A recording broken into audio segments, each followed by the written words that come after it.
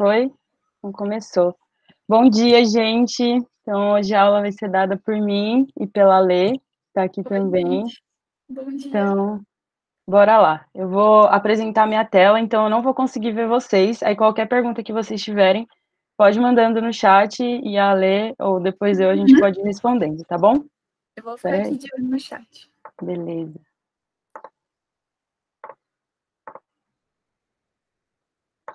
Tá aparecendo aí? Não sei. Tá, começou a aparecer. Perfeito. Então, bora lá. Então, hoje a aula vai ser sobre DNA e genética. DNA é um assunto que cai bastante no vestibular. Então, essa aula ia ser só sobre genética. Então, a gente colocou DNA junto para vocês terem uma noção. DNA e RNA. Então, vamos lá. Então, DNA versus RNA. Então, DNA e RNA são ácidos nucleicos que possuem diferentes estruturas e funções. Enquanto o DNA é responsável por armazenar as informações genéticas dos seres vivos, o RNA atua na produção de proteínas. A unidade formadora é composta por três componentes: o fosfato, a pentose e a base nitrogenada. A pentose presente no DNA é a dexorribose, já no DNA é a ribose. Por isso, a sigla DNA significa ácido desoxirribonucleico, e RNA é o ácido ribonucleico. Então, existem algumas diferenças entre RNA e DNA. DNA e RNA são polímeros cujas funções são armazenar, transportar e utilizar as informações genéticas. As principais diferenças entre eles são essas que vocês estão vendo aí na tabela, e são várias, então acho que são umas 7 mais ou menos, e é isso. Então depois, se vocês quiserem tirar foto, eu vou deixar um tempinho aí para vocês. Então, o DNA, o que que é o DNA? DNA é a sigla para ácido desoxirribonucleico, como a gente já falou, e ela é uma molécula simples e grande, construída a partir de 4 diferentes unidades estruturais básicas e semelhantes entre si, chamadas de nucleotídeos. Ao analisar o DNA, principalmente por meio de experimentos focados na difração de raio-x, os cientistas James e Francis perceberam que a estrutura dele é formada por duas fitas enroladas no formato de uma hélice. Então, essa informação genética, ela encontra-se codificada em uma sequência de nucleotídeos que compõem os filamentos de DNA, complementares entre si. O fato do DNA ter uma forma de dupla hélice é fundamental para sua replicação durante a divisão celular, já que cada hélice funciona como uma espécie de molde para nova outra célula. Então, se vocês quiserem saber mais também de DNA, já foi dado uma aula semestre passado sobre mitose e meiose, está lá no drive do cursinho. Então, a estrutura do DNA. Resumidamente, é possível dizer que o DNA é uma molécula estruturada em duas cadeias em forma de dupla hélice, sendo constituídas por açúcar, um fosfato e uma base nitrogenada. Nessa base nitrogenada tem a adenina, a citosina, guanina ou timina. Então, aí na imagem do lado, vocês conseguem ver esse esqueleto de fosfato, onde tem essa letrinha P, e esse açúcar é o D. Então, eles estão alternados. E aí eles se dobram, formando essa dupla hélice que a gente vê normalmente aí do DNA. E aí vocês também conseguem ver que para fora dessa cadeia tem as pontes de hidrogênio e também as bases nitrogenadas. Então, aí formando essa base e esse esqueleto de fosfato e esse açúcar formam um nucleotídeo. Então, essa é a estrutura do DNA. Agora a gente vai para a função do DNA. O DNA é uma estrutura responsável pela transmissão de todas as características genéticas. Então, a cor dos olhos, da pele, do cabelo, a sua fisionomia, entre outras coisas, são formadas por conta do DNA, no processo de reprodução dos seres vivos. Dessa maneira, a principal função do DNA é transportar informações contidas em suas sequências, chamadas de genes. Então, durante o exemplo de transcrição, quando uma célula usa informações contidas em um gene, a sequência do DNA ela é copiada para uma sequência de RNA complementar, que pode ser utilizada depois para compor outra sequência proteica, no processo conhecido como tradução. Além dos processos de transcrição e tradução, o DNA é responsável pela manutenção das características e informações básicas sobre o organismo na divisão celular, possibilitando a replicação da estrutura. Como citado anteriormente, a forma de dupla hélice ela é essencial para o sucesso dessa função. Então, essa é a função do DNA. E agora a gente vai para a parte do RNA. O que é o RNA? Então, enquanto o DNA ele possui essas informações fundamentais para se processar uma nova proteína, ele ainda necessita do auxílio de moléculas intermediárias, e uma delas é o RNA, ou ácido ribonucleico. Então, a molécula do RNA nada mais é do que uma estrutura complementar de certa região do DNA. É composto por uma única cadeia de nucleotídeos. Então, ela só é composta por uma partezinha dessa aqui verde que vocês estão vendo. A estrutura do RNA. Então, diferente do DNA, as bases nitrogenadas do RNA são adenina, guanina, citosina e uracila. Então, essa última, a uracila, ela está sendo substituída pela timina, presente na molécula de DNA. Aí vocês conseguem ver como é uma cadeia de RNA. A função do RNA. A principal função do RNA é permitir que toda a informação contida no DNA possa ser copiada e transportada até as estruturas responsáveis pela elaboração de proteínas. Então, o processo ele se ramifica, sendo que existem 3 tipos diferentes de RNA para realizar essas funções específicas, como vocês podem ver aí embaixo.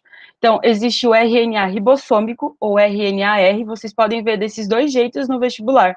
Então, vocês já têm que guardar isso já, o que é RNA-R, o que é RNA-M. Então, esse RNA-R, ele é o principal, esse RNA é o principal elemento que constitui os ribossomos. Então, tendo maior peso e sendo um dos principais responsáveis pela criação de novas proteínas. O RNA mensageiro, ou RNA-M, junto com o RNA-R ribossômico, o RNA-M mensageiro também fornece o auxílio na síntese proteica, com a orientação da ordem de aminoácidos para a formação das proteínas.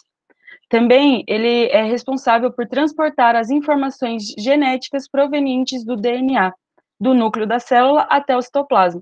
Lembrando que citoplasma é a parte que fica entre a membrana e o núcleo. Ele tem um peso menor que o RNA ribossômico. O RNA transportador, ou RNA-T, como o próprio nome já explica, é o RNA que fica responsável pela função de transporte das moléculas de aminoácidos que farão parte da síntese proteica. O RNA-T transporta os aminoácidos até os ribossomos, organela responsável por uni-los, então formando desse jeito as proteínas. Em comparação com os outros RNAs, ele possui um peso bem menor. Então, aí vocês conseguem ver todo esse processo que a gente falou até aqui de RNA. Então, para ocorrer a síntese de proteínas, alguns trechos de DNA são transcritos para o RNA mensageiro, que leva a informação ao ribossomo. O RNA transportador, ele é responsável por trazer os aminoácidos para a produção das proteínas. O ribossomo fabrica a cadeia polipeptídica, de acordo com a descodificação da mensagem recebida. Então, aí vocês conseguem ver como funciona todo esse processo nessa imagem do lado. Então, agora a gente vai entender um pouco a diferença entre o DNA e o RNA, que são algumas além daquelas que a gente já viu na tabela. Então, além de todas aquelas características que os separam apresentadas até aqui, é possível diferenciar o DNA e o RNA por outros fatores. A localização é um deles. Enquanto o DNA é encontrado apenas no núcleo das células, o RNA é produzido nele, mas migra para o citoplasma. Então, aqui do lado vocês conseguem ver o ácido desoxirribonucleico e o ácido ribonucleico. Então, a constituição de cada um é diferente. Enquanto o RNA existe a ribose, no DNA a gente encontra a desoxirribose. Além disso, as estruturas elas são distintas, como vocês conseguem ver aí na imagem do lado, sendo que o DNA ele apresenta essa dupla hélice e o RNA uma hélice simples. Isso faz com que o DNA seja muito maior que o RNA, sendo esse formado a partir de uma única fita do primeiro. Então, por fim, ao compararmos as bases nitrogenadas que compõem cada um desses ácidos, há uma pequena diferença. Enquanto em ambos a citosina é pareada com a guanina, o RNA ele apresenta pareamento entre adenina e uracila, e o DNA, por sua vez, pareia a adenina com a timina. Então, aí na imagem vocês conseguem perceber essa diferença. Então, a importância do DNA e do RNA no nosso organismo. Como é possível perceber ao se analisar as características e as funções, tanto do DNA quanto do RNA, é fácil entender que essas estruturas são fundamentais para a existência da vida como a gente conhece. Elas coordenam o desenvolvimento e até o funcionamento de todas as estruturas de um organismo. Sendo assim, é por meio dessas moléculas que os seres vivos transmitem suas informações, das mais básicas, como a gente já falou, de cor dos olhos, cor da pele, as mais importantes para a manutenção da própria vida. No processo reprodutivo, a mistura de características tem como principal agente o DNA, uma vez que os gametas carregam informações de ambos os pais, resultando em um indivíduo único. E acho que acabou minha parte, e agora é a parte da Lê. Oi, gente. Oi, perdão, Yara. Imagina. Oi, gente, bom dia, tudo bem? Então, a gente vai falar um pouquinho de genética e vamos começar com quem começou com isso, né? E a genética é o estudo da transmissão das características, né? Como que esses genes se transmitem de pai para filho. E quem começou com isso foi o Mendel, o Gregor Mendel. Ele era um monge australiano e ele começou com isso a estudar as ervilhas. Da espécie Pisum sativum. E se cair no vestibular, aqui o Pisum é o gênero e o sativum, o Pisum sativum juntos é a espécie. A gente vai ver um pouquinho mais sobre isso em zoologia. E aí ele começou a estudar, ele queria saber como essas características eram passadas. Mas como assim características, né? Características, no caso da ervilha, seria a cor, o seu tamanho, se ela era rugosa ou lisa, e se fosse na gente, por exemplo, seria o nosso nariz, o tamanho dele, a cor dos nossos olhos. Como que isso é passado de pai para filho, ou de progenitor, né, e prole, que seriam o pai e o filho. E por que ervilha, né? Por que o Mendel começou com ervilha? Porque as ervilhas são algo barato, né? São coisas que dá para plantar e dá para observar os descendentes, dá para observar os filhos, assim, como a gente diria, porque o crescimento é rápido, então é algo fácil, assim, de se observar, porque imagina se a gente fosse observar no humano, até o humano se reproduzir e o Mendel conseguir ver como que ia ser passado esses genes, ia demorar muito tempo, e ver o filho desse filho como que seria. Então, as ervilhas eram algo mais rentável, mais fácil de observar. E aí, o Mendel, ele postulou duas leis, né? A primeira e a segunda lei de Mendel. E qual seria a diferença entre elas? A primeira lei de Mendel, ela analisa apenas uma característica, que seria a cor, no caso das ervilhas. E na segunda lei de Mendel, ele analisa duas características juntas, que seria a cor e se aquela ervilha é rugosa ou lisa. E a gente vai entender um pouquinho mais sobre isso.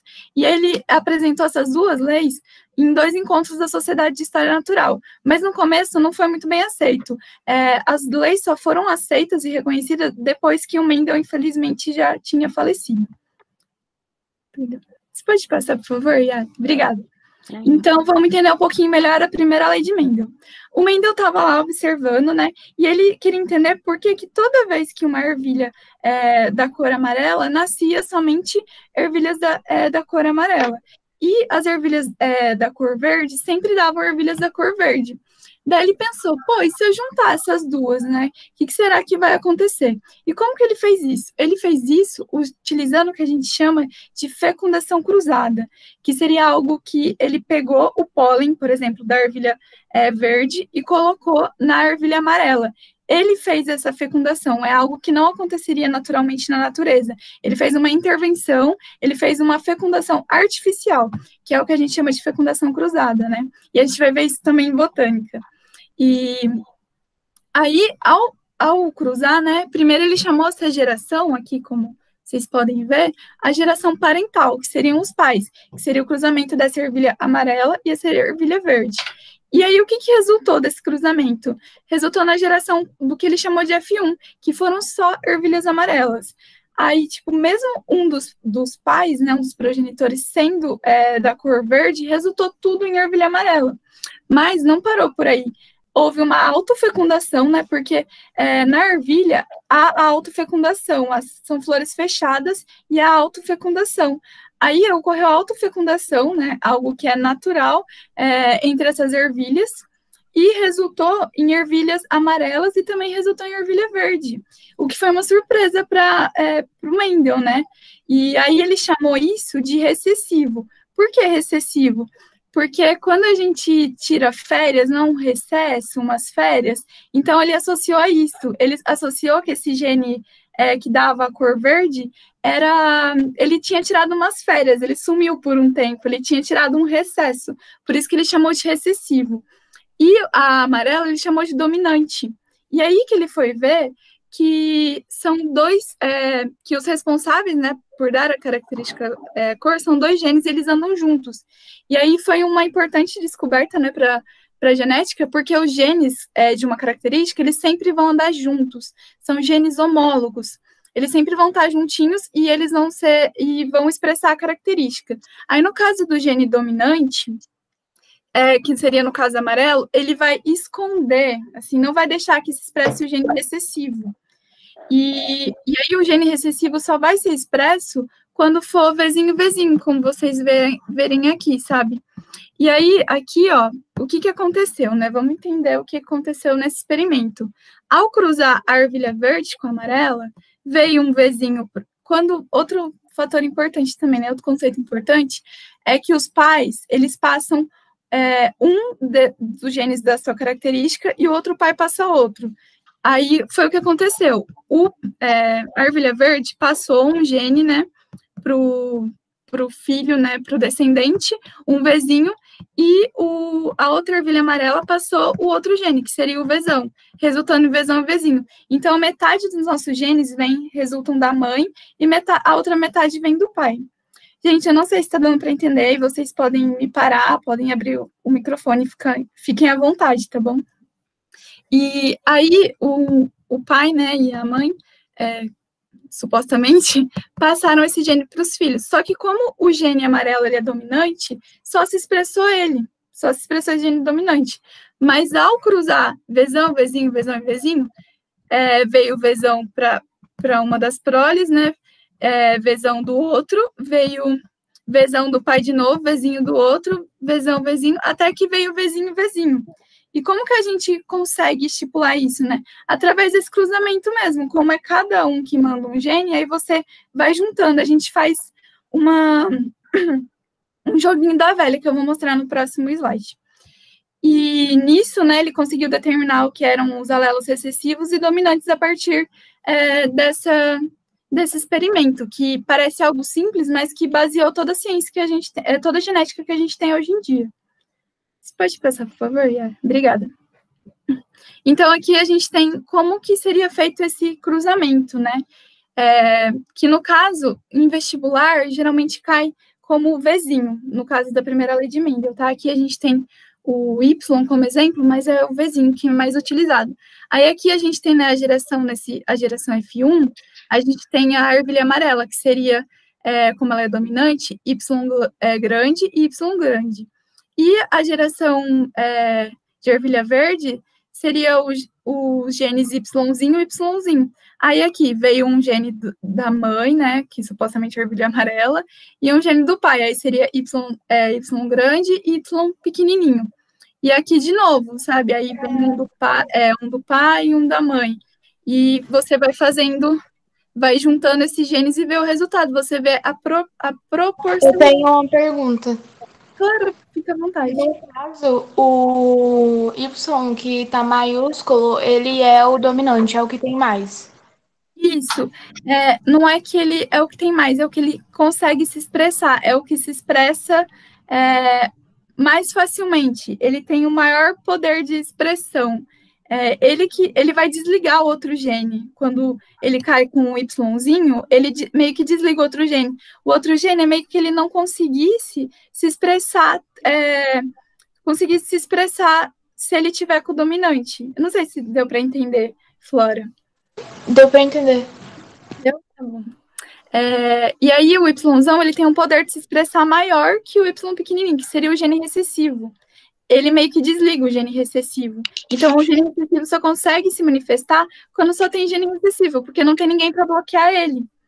E aí, fazendo essa proporção aqui, né, a gente consegue ver que, ó, teve YZão, YZinho. Então, aqui vai ser ervilha amarela.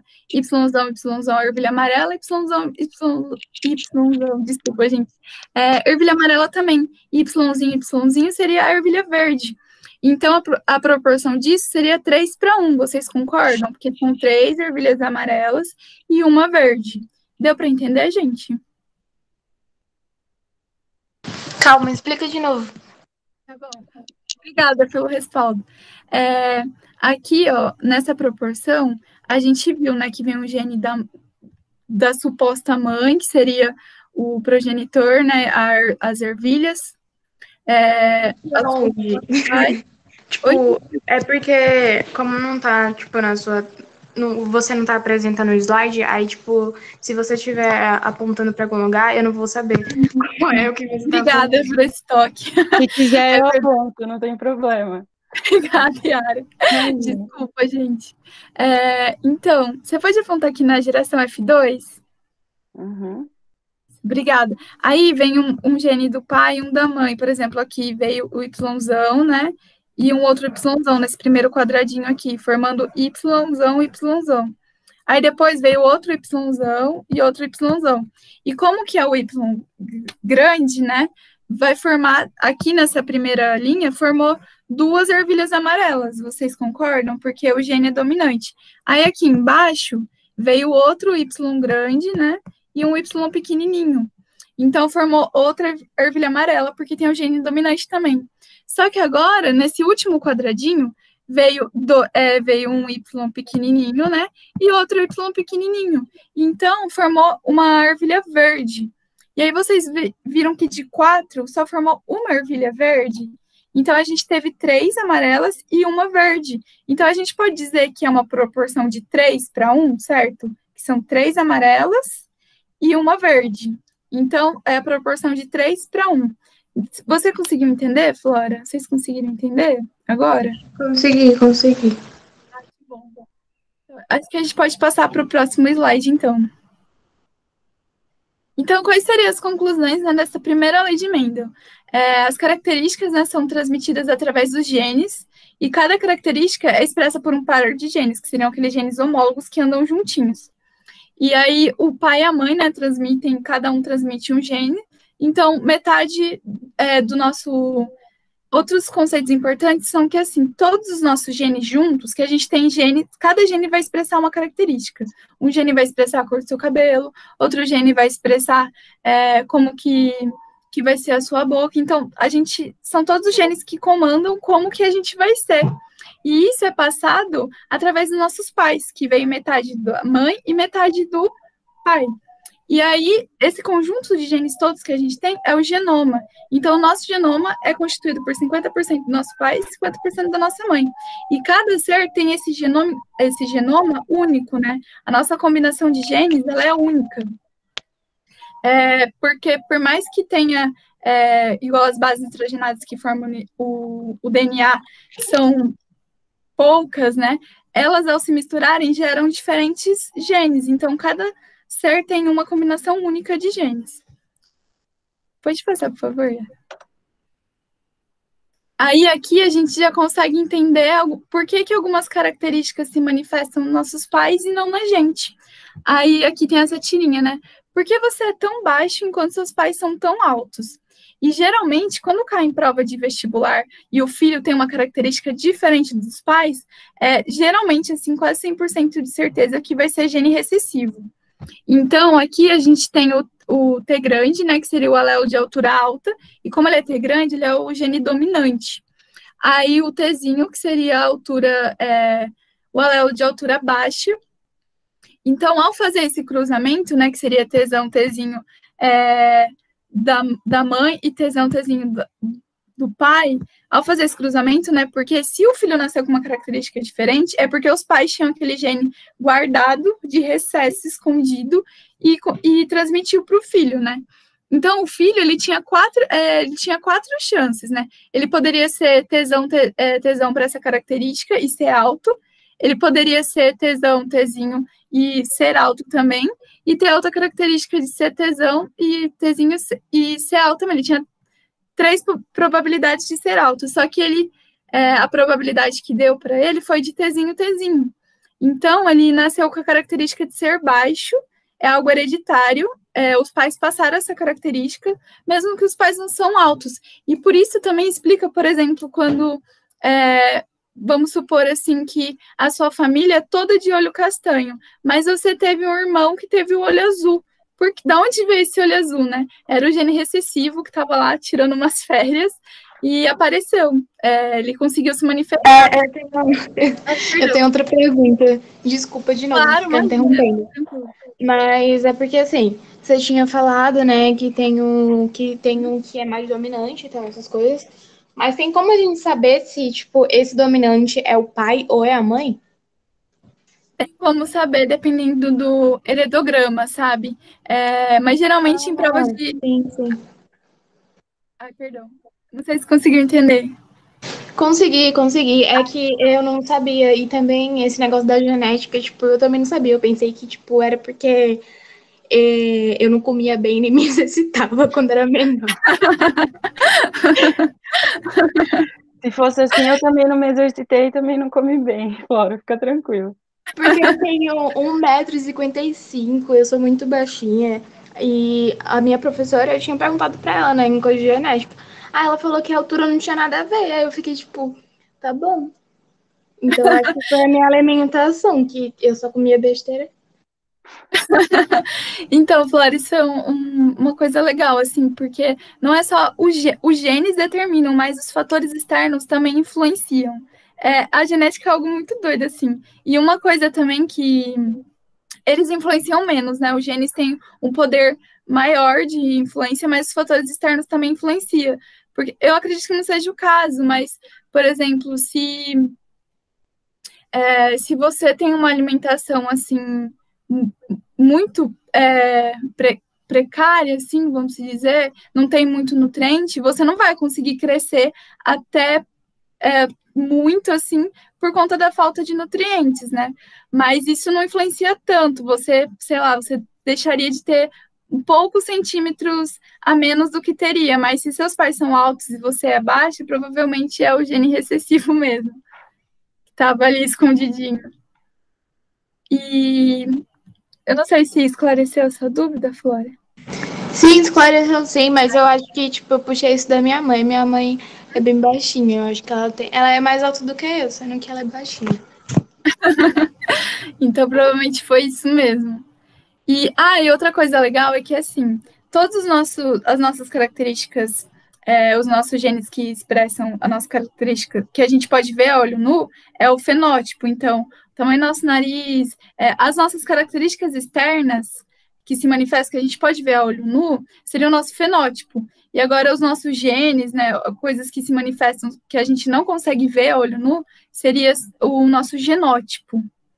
Então, a cor do nosso cabelo seria fenótipo, mas o gene que faz com que ele seja desse jeito é o genótipo. Não sei se deu para entender. Eu tenho outra pergunta. Pode fazer. Em questão de, tipo, assim, da cor da pele, também é do mesmo jeito? Isso, do mesmo jeito. São transmitidos por genes, e aí esses genes dominantes e recessivos também, que transmitem a cor da pele. Porque normalmente, né, as pessoas falam assim, tipo, meu pai é negro e eu sou negra. Minha mãe é branquinha. Então, tipo, eles sempre falam que, assim, nossa, você é muito parecida com seu pai, sendo que, tipo, às vezes eu não tenho nada a ver com ele, só a cor, sabe? Aí, tipo, eles falam que é tudo igual. E aí, minha avó tava falando comigo há alguns dias e entrou nessa questão de genética e tal. Porque ela falou pra mim que, tipo assim, eu não parecia nada com meu pai, eu parecia com a minha mãe. Mas, tipo, as pessoas tinham colocado tanto na minha cabeça que eu parecia com meu pai que, tipo, pra mim já era, tipo... Sim, então, não necessariamente, né? Você pode herdar característica, você herdou 50% de cada, né? E essa questão, assim, eu acho que o Thales pode falar melhor, né? Essa questão, assim, de... não é nem no meu lugar de fala, né? Mas seria até um pouco de preconceito, né? Você falar que é igual só por conta da cor, você pode ter características da sua mãe e tal. Mas, gente, desculpa, eu não sei como proceder com isso. Mas essa miscigenação dentro... Desculpa, você ainda estava falando. Só pra falar por fim, até tipo as pessoas, quando eu saio com a minha mãe, elas acham que a minha mãe é a minha irmã por ela ser baixinha e por ela ser branca, e não minha mãe. Então, tipo assim, tipo um preconceito muito, tipo, sei lá, velho, muito, Sim, muito, então, sei lá. assim, na minha família, isso acontece também, porque, por exemplo, minha mãe, ela teve 3 filhos. Então, ela teve o meu primeiro irmão, a minha segunda irmã e depois eu. Então, os meus 2 irmãos, eles são filhos de pais brancos, e a minha mãe é parda. Depois, a minha mãe conheceu o meu pai, que também é pardo. Então, eu nasci parda. Minha irmã, ela é branca do olho verde. Então, às vezes também acontece, quando a gente está junto, ninguém imagina que nós somos irmãs. Então, para você ver que a minha avó materna, que também é avó da minha irmã, ela é preta. E minha irmã é branquinha. Então, ninguém diz que elas são da mesma família. Também tem todo esse conceito que você falou, do preconceito. Também tem a miscigenação, né? Em várias famílias brasileiras existe esse fato da miscigenação de branco com preto, com índio. Então, é complicado a gente falar que só se parece por conta da cor. Então, eu não pareci nada com a minha irmã, mas eu ainda sou irmã dela, entendeu? Então, tem todos esses fatores também. E, tipo, você pode nascer com o nariz da sua mãe, é aleatório, sabe? Mas vem 50% de cada. Você não herdou totalmente, tudo do seu pai. E isso realmente eu acho que é realmente uma questão de preconceito. E é isso, gente. Obrigada, Yara. Obrigada, viu, Flora? Pode passar para o próximo?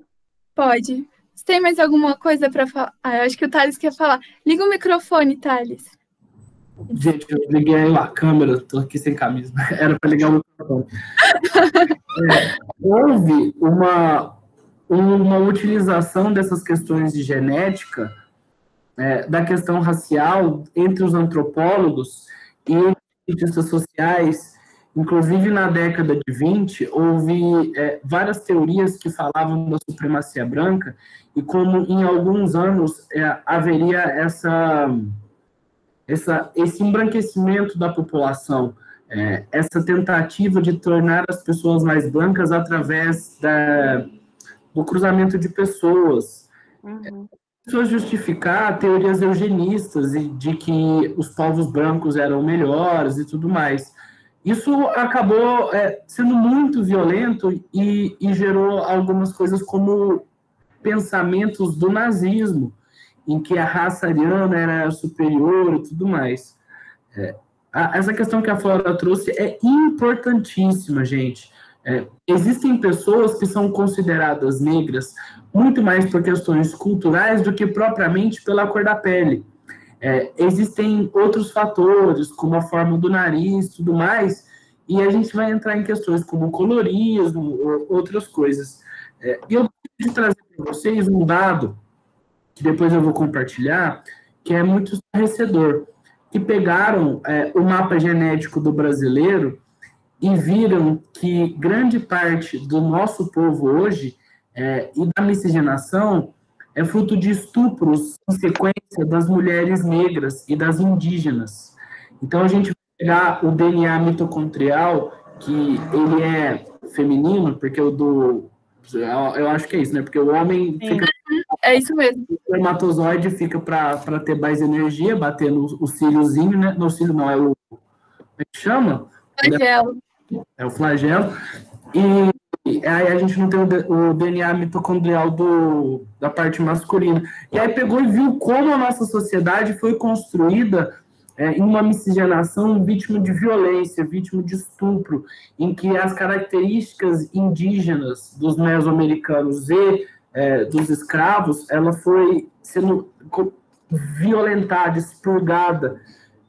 E dizer que essa pergunta da Flora mostra uma forma de percepção da realidade, mostra uma forma de resistência, mostra uma forma de querer ver a origem através da genética e da percepção, e alertar.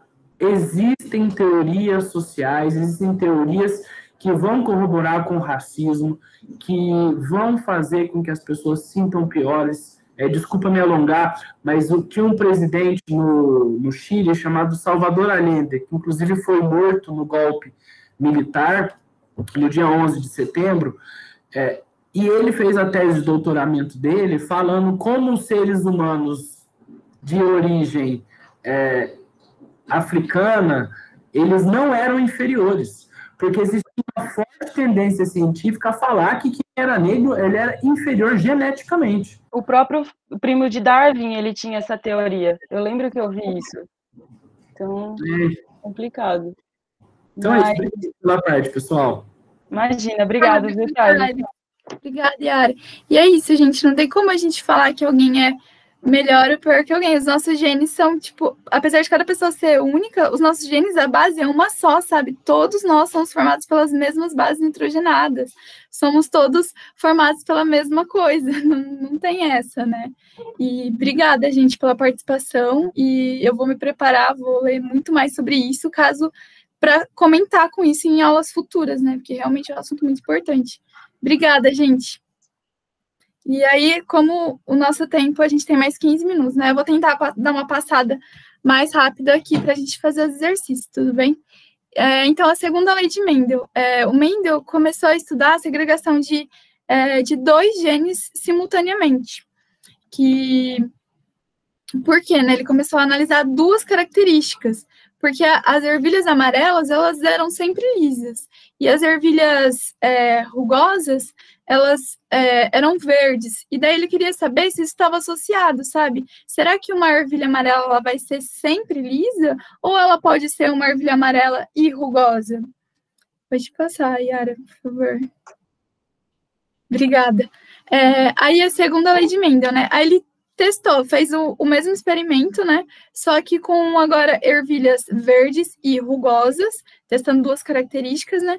E ervilhas amarelas e lisas. Aí ele viu aqui, né, que as ervilhas lisas e amarelas, elas eram dominantes.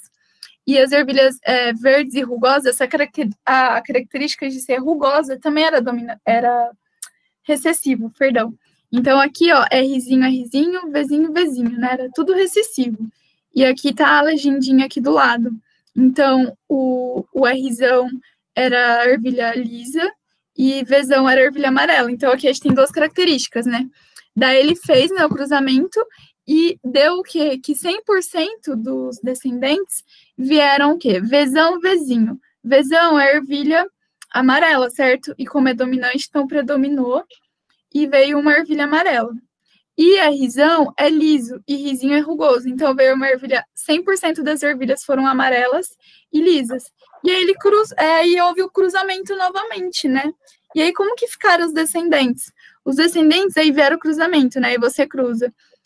Veio um V da geração do pai, né? Um outro V da mãe, um R do pai, um R da mãe. E aí, fazendo esse cruzamento, ele viu que 9 ervilhas, 9, né, das ervilhas aqui vieram amarelas, porque se você contar aqui, tem Vzão. 1, 2, 3, 4, 5, 6, 7, 8, 9 das ervilhas vieram com Vzão. E aí, teve essa proporção fenotípica de 9 para 3 para 3 e para 1, que na verdade são 9 ervilhas que vieram amarelas e lisas. Aí 3, nossa, eu não tô conseguindo ver direito, gente.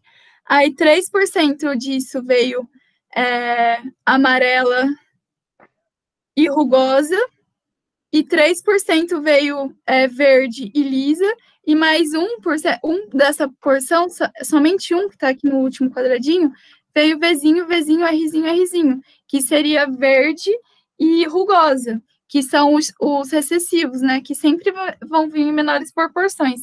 E aí, para saber disso, você conta, assim, a proporção, né? Aí pode passar para o próximo slide.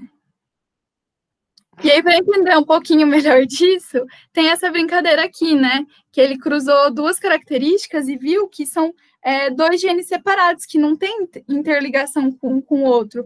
Aí, nesse cruzamento, deu para ver que nasceu uma ervilha amarela e rugosa, numa proporção menor, porque era um gene recessivo com dominante, mas é possível sim. Então, são características distintas. Por exemplo, o tamanho do meu nariz e a cor do meu olho são características distintas. O meu filho pode ter o meu olho e um nariz totalmente diferente.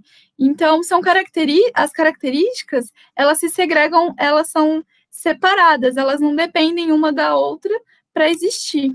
E aí aqui tem, né, por exemplo, o Mike com o Mike dá um Mike, né? Mas o Mike com o Shrek, por exemplo, dá esse bichinho aqui. Tá vendo que há inúmeras possibilidades? Então, por exemplo, ele pode ter o nariz do Shrek, mas o corpo do Mike. Então, são características separadas, segregadas. Por isso que falam da lei da segregação, né? Que é separar. Então, as características, elas podem existir e se combinar separadamente, dependendo se ela for dominante ou recessiva. Deu para entender, gente? Sim, deu. Eu só tenho mais outra pergunta. Essa questão da genética, ela também, tipo, vale pra quando, se, tipo assim, eu engravido, aí, tipo, o sexo do meu filho vai ser de acordo com, tipo, também da genética ou não? Sim, exatamente. Ótima pergunta, Flora. A gente, inclusive, tem um material complementar falando sobre isso, que a gente vai mandar para vocês. Mas é assim, a mulher, ela é genético. Aí, respondendo essa pergunta, né? Aí a mulher, ela é denominada por Xão e Xão. E o homem, ele é dominado por X e Y. E aí isso vai denominar o sexo do filho. Por exemplo, se você casar e for ter um filho, você é Xão e Xão. E se você for se casar com um homem, ele vai ser Xão e Y. E aí, ao passar isso pro filho, né, você pode mandar um X, aí você só pode mandar o X, porque você tem 2X, né? E aí, no caso do homem, ele pode mandar ou X ou Y. E aí, se ele mandar o Y, vai ser outro menino, e se ele mandar um X, vai ser uma menina. Deu para entender? Sim, deu. E aí a gente vai ver algumas doenças relacionadas a isso. E a gente tem um material complementar. E aí, o material complementar são slides com áudios. E aí, se você tiver qualquer dúvida, a gente deixa o WhatsApp, o e-mail, aí você pode perguntar à vontade, tá bom? E aí, acho que dá tempo da gente fazer um exercício. O que vocês acham? Uns 2, talvez? Mas podem perguntar, gente. É mais importante que vocês saiam daqui sem dúvida do que a gente fazer todos os exercícios e etc. E a gente também, se vocês tiverem muita dúvida num assunto e quiserem aprender algo sobre, a gente faz um material complementar. Você pode passar, por favor, Iá? Obrigada. Aí aqui tem algumas referências e exercícios. Aí eu vou ler para vocês o exercício, né? Primeiro, o diagnóstico por DNA é usualmente utilizado para determinar a paternidade, uma vez que aproximadamente metade do material genético dos filhos é proveniente de cada genitor. O genitor seria os pais. E aí, para a realização do teste de paternidade, é preciso recolher amostras de células da mãe, do filho e do pai. Perdão, gente. O DNA dessas amostras é extraído e fragmentos da molécula são separados por uma corrente elétrica, de acordo com seu tamanho, por meio de um processo chamado eletroforese. O resultado é analisado a partir da comparação dos fragmentos dos filhos em relação aos do pai. Aí, o que tem aqui, basicamente? Tem o fragmentos de DNA do pai, da mãe e de 4 crianças. E o que a gente precisa saber qual criança é filha desses pais aqui. E aí, a gente tem criança 1, 2, 3 e 4. E aí, o que a gente vai fazer? Como o nosso material genético é metade do pai e metade da mãe, então a criança vai ter o seu material genético dividido entre metade do pai e metade da mãe. Aí, se vocês quiserem tentar responder, eu vou dar 1 minutinho, daí a gente resolve junto, pode ser? Se vocês quiserem tentar, daí a gente dá um tempinho. Eu não entendi. Tá bom, vamos. Vocês querem fazer junto? Ou eu explico de novo, acho que é melhor, né? Aqui foi feito um processo chamado eletroforese, que é um processo que ele pega as células do nosso corpo, né? E ele separa os fragmentos de DNA. Então, aqui é como se fosse genes que tivesse aqui, sabe, nessas barrinhas. São fragmentos de DNA que compõem um gene. Aí essas barrinhas aqui seria isso. E aqui a gente tem as barrinhas do pai e as barrinhas da mãe. E aí, como o nosso material vem metade, o material genético, né, vem metade da mãe, metade do pai, vocês concordam que a criança, ela vai ter que nascer, tipo, com metade do material de cada um, não é certo? Então, a gente vai comparar aqui, ó, se o material dessa criança tem que ser metade do pai e metade da mãe. Então, a gente vai comparar se essa criança é filha ou não desses pais. E a pergunta é, a criança que descende geneticamente do casal é de que número?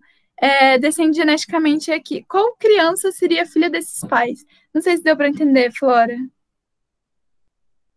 Deu. Vocês querem tentar fazer? E aí, a gente já faz junto? Acho melhor fazer junto. Beleza, então, obrigada. Então, aí aqui, vamos analisar a criança 1. Tá vendo que a primeira barrinha, ela é igual a do pai? Então, essa barrinha aqui, esses genes, esses DNAs, ela herdou do pai. Então, aqui tá tudo bem. Mas e a segunda barrinha? Nem a mãe, nem o pai tem. Então, de onde veio esses genes? De onde veio esse DNA? Só podem ter vindo dos pais, né? E como os pais não têm esses genes, então essa criança não é filha deles. Vocês concordam? Ah, nossa. Se fosse assim, tipo, eu pensei que era, tipo assim, a gente pegava e meio que dividia em parte, assim, e colocava um no outro pra saber qual era o filho. Não, é confuso mesmo, mas aí quando a gente vai fazer é algo mais simples assim, que a gente pensar, mas é confuso mesmo. Acho que o problema dos exercícios assim do Enem é mais você entender o exercício, sabe, do que às vezes realizar. Então, aí aqui a criança 1 não pode ser filha deles, né? Da onde que veio isso daqui, né? Essa segunda barrinha. Aí vamos para a criança 2. A primeira barrinha tá junto ali com o pai, ok? Aí a segunda barrinha não tem, mas o pai e a mãe também não tem, então ok.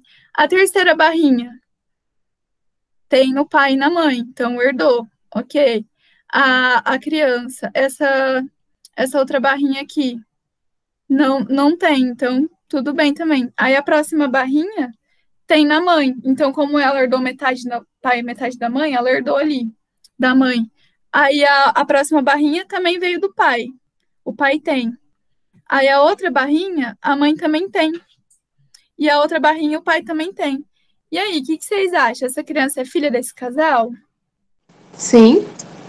Exatamente. Essa seria a resposta correta. A criança 2 é sim filha desse casal, porque ela possui todas as moléculas de DNA iguais à da mãe ou do pai. Então, ela herdou desses pais, sim. Tá certo essa questão. Aí, as demais aparecem com DNA que não é apresentado pelos progenitores, que seriam os pais, né? Então, não teria da onde que veio esse DNA. Então, esses não seriam os pais. E é essa a questão. Parabéns. Então, sempre que tiver uma questão assim, a gente tem que ver, tipo, meio que dividir em parte. Não, tipo, não dividir como eu falei. Tipo, dividir assim, meio que em forma de tabela para conseguir fazer, tipo, um alinhamento para ter, tipo, conseguir uma resposta certa. Porque se a gente colocar uma coisinha a mais ou qualquer coisa assim, a gente pode errar a questão. Exatamente, é isso mesmo. Você analisa tracinho esse alinhamento, é um alinhamento mesmo, e você analisa qual é o alinhamento que está batendo, que é igual, né, com o pai e com a criança. Porque se não estiver batendo, não tem como ele ser filho dele, né? E aí é isso mesmo que você falou. E tem um exercício desse, só que com outro exemplo, que é até com animais, que é exatamente igual a esse, só que muda o enunciado. Aí você vê depois se você vai conseguir fazer, beleza? Aí se não conseguirem, não tem problema, a gente tá aqui para ajudar, daí vocês podem mandar mensagem, a gente pode marcar outra hora e resolver isso. A gente tem Aí mais tem lá no 4 minutinhos, então acho que dá para fazer mais um. Acho que dá. Vamos tentar fazer mais um, então. Tá, aí o segundo exercício, que caiu na FUC, né? O cruzamento de ervilhas verdes, que é Vzinho, Vzinho, com ervilhas amarelas, Vzão, Vzinho, os descendentes serão. Aí tem a resposta, vocês entenderam o exercício? Que é o cruzamento de dois tipos de ervilha, né? Pra criar uma. Então, tipo assim, é meio que um pai e uma mãe. Isso mesmo. É meio que um pai e uma mãe. E aí eles vão fazer... estão perguntando como que os descendentes vão ser desse cruzamento, né? Que daí seriam a alternativa A, 100% recessivo, que é Vzinho, Vzinho verdes. A gente viu que geralmente quando... lá na primeira lei de Mendel, né, que esse é até um exemplo igual o da primeira lei de Mendel, que o recessivo, ele vai ter uma proporção de 1%, né, de 3 para 1. Então, essa porcentagem não vai sair todo mundo recessivo, certo? Aí, essa daqui a gente descarta. Aí, a B, 100% Vzão, amarelo? Não, né, porque tá cruzando com o Vzinho, e esse amarelo, e a ervilha amarela também, ela tem um Vzinho aqui. Então, outra coisa legal também é que quando tiver Vzão e Vzinho, é heterozigoto, que hétero significa diferentes, né? Daí seria, tipo, heterozigotos seriam, tipo, aqui seriam diferentes, genes diferentes, só que andam juntos, homozigotos. E aqui seria... Não, perdão, gente. Vzinho seria homozigoto, que seria igual, que é Vzinho, e o Vzão seria heterozigoto. Não sei se deu para entender. Mas, no caso, tipo assim, a gente vai fazer uma atividade dessa e tal. Daí a gente vai lá e começa a ler o negócio. Aí, tipo, tem 3 Vzinho pequeno e tem um V grande. Isso, tipo, só de a gente ver, assim, já dá, tipo, pra gente ter noção do que é. Tá bom. Entendi agora. Entendeu? Dá sim. É que eu me alonguei, gente. Desculpa, vamos focar no exercício, né? Aí, então, vamos resolver que a gente tem 1 minuto. Aí, a B seria 100% Vzinho, amarela? Não, né? Porque tem um Vzinho aqui. Então, não tem... E aqui no outro pai, né? Não tem um Vzão para mandar. Então, não seria possível. Aí, a questão C. 50% Vzinho. Aí, vamos ver aqui se viria um Vzinho. Tipo, aqui teria como ver um Vzão, um Vzinho, aí Vzinho, aí um outro Vzão e um outro Vzinho. Então, não teria como ser... teria sim, aí seria isso mesmo, porque veio... Yara, passa para o próximo slide, por favor, que daí dá para visualizar melhor aqui, né? Aí aqui veio o cruzamento, tá vendo? Ó, Vzão, Vzinho e Vzão, Vzinho. A gente pode fazer desse jeito ou aquele jogo da velha, que é até mais fácil para fazer, sabe? Para ver de onde veio cada. E aqui no resultado, vocês veem que veio 2 ervilhas amarelas, que tem 2 V grandes. E aqui veio 2 recessivas, né? Vzinho, que seria a verde. Então, veio 50% de cada. Aí, a resposta certa seria que veio 50%, né? De cada uma das cores. Seria metade dos descendentes seriam da cor amarela e metade verde. Eu não sei se deu para entender. Flora, você conseguiu entender? Deu para entender. Eu só, tipo, eu ia perguntar assim, que eu tinha perguntado para você que só de cara dava para ver logo o que era, pelo fato de você ver Vzinho e o V maiúsculo e o V pequeno. Mas aí eu fiquei na dúvida porque eu pensei que o Vzinho do outro, do que tá com o V maiúsculo, juntava com os 2 Vzinho pequeno. E isso fazia uma proporção maior do que, tipo, o Vzão. Ah, sim. Não, porque assim, vem um gene de cada, né? Aqui tem o pai e a mãe, né? Vzinho, Vzão. Aí vem um gene de cada, aí veio um Vzinho de cá e um Vzão de lá. Aí, de novo, vem um Vzinho de cá e um Vzão de lá. Porque tá vendo que tem 2 Vzinhos? E aí depois vem um Vzinho e mais um Vzinho. Se você fizer isso naquela tabelinha, né? Porque você, ó, é meio que uma multiplicação, sabe? Então você multiplica Vzinho com Vzão, Vzinho com Vzinho. Aí depois Vzinho com Vzão de novo e Vzinho com Vzinho de novo. Deu pra entender, Flora? Não. Eita, que o tempo acabou. Gente, calma aí. Eu acho que se a gente tivesse como desenhar isso, acho que ia ficar mais fácil, aquele quadrinho, sabe? Sem lousa fica tão difícil. Deixa eu ver o que eu vou fazer, gente. Desenhar isso. A gente pode ficar numa chamada com a Flora. E também com quem tem Pode dúvida. ser, pra não... Aí a gente consegue desenhar e mostrar para vocês. Pode ser? Pode ser, gente. A gente desenha. Eu posso fazer um vídeo também desenhando o quadrinho e explicando. Aí eu envio para vocês. Aí, se vocês entenderem, a gente faz a videochamada. O que vocês preferirem. Pode ser, então? Tá bom. Acho que o vídeo é até melhor, porque aí dá para ver mais vezes, se precisar. Ai, boa. Pode ser, então, né? Então tá bom. A gente tinha mais um exercício, mas o importante é que vocês entenderam tudo. A gente pode fazer também, né, um vidinho explicando. Boa. Pode ser? Obrigada, viu, gente? Foi muito legal. Foi muito boa a aula, gente. Vocês ficaram com alguma dúvida? Eu só consegui ver aqui o chat agora, então... Beleza. Então, acho que é isso. Thales falou pra gente não ligar pro tempo. Mas... então se tá tranquilo, então tá tudo bem. Beleza, então quem tiver dúvida, eu vou deixar meu WhatsApp, a Lê também vai deixar o dela aqui no chat. Também tem lá no grupo das aulas online. A gente vai mandar uma lista de exercícios para vocês e para vocês responderem. Respondam, que a gente vai ver. Qualquer coisa a gente dá um feedback para vocês também.